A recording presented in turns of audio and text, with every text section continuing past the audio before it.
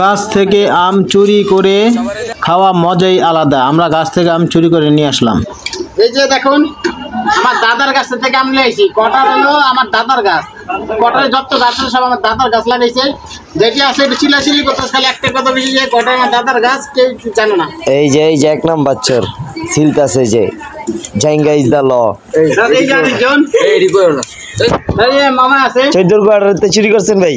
14 কটা না কোন বানালে লাইন দা ক জিগি তো 14 কোয়ার্টার ভাই এই যে চুরি করছেন কইতে 14 কোয়ার্টারতে বানালে লাইন দা চ লেকিন কিন্তু বারবার ভিডিও তোমরা উড়াই আইডিয়া আমি ভিডিও এই কথাগুলো একটা গান আমরা ছোট ভাই কয়েকজন মিলে কটার থেকে আম গাছ থেকে আম চুরি করে আমরা সবাই মিলে ভর্তা বানানোর জন্য প্রস্তুতি নিতেছি।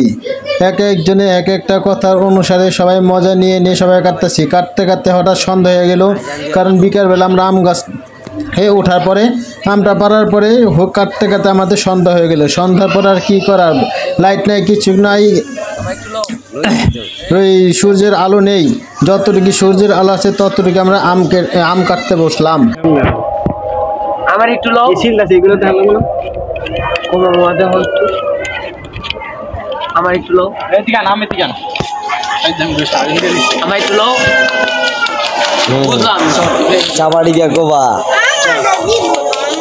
এই যে কি করব আরে যাও না বুঝাবে কি এই যে এসে ভাই হ্যাঁ অনেকই আম পাড়া হয়েছে, যার জন্য আমগুলা ভরে পড়ে যাচ্ছে। তখন আর কি করুম, তাদেরকে বলতেছি পানিগুলো ফেলে আমরা যাতে এই বালতির ভিতরে আমগুলো নিই, কারণ বালতির ভিতরে না নিলে আমগুলা দেখেন আশেপাশে পড়ে যাচ্ছে। এখন কি করব, বলছি এগুলা ছেলার পরে বালতিটা ধুয়ে আনার পরে আমগুলা যাতে বালতির ভিতরে ভরে তারপর আমরা আমগুলো মরতে পারি। তারপর আমের ভিতরে ওই শুকনো মরিচ বাটা হচ্ছে, কারণ হাত দিয়ে ধরলে তো হাত এমন জ্বলবে যে বলার বাইরে, যা এটা সহজে এটা জলা মিশবে না। তারপর আমগুলা সব মিক্সচার করতেছে, একটু পর আমরা আমটা সম্পূর্ণ ঢেলে এই মিক্সচার করতেছি। আর একদিনে পলিথিন হাত দিয়ে মিক্সচার করার পরে তারপর এখন সবাই খাওয়ার ব্যস্ততায় আছে। টেস্টি খুব টেস্টি।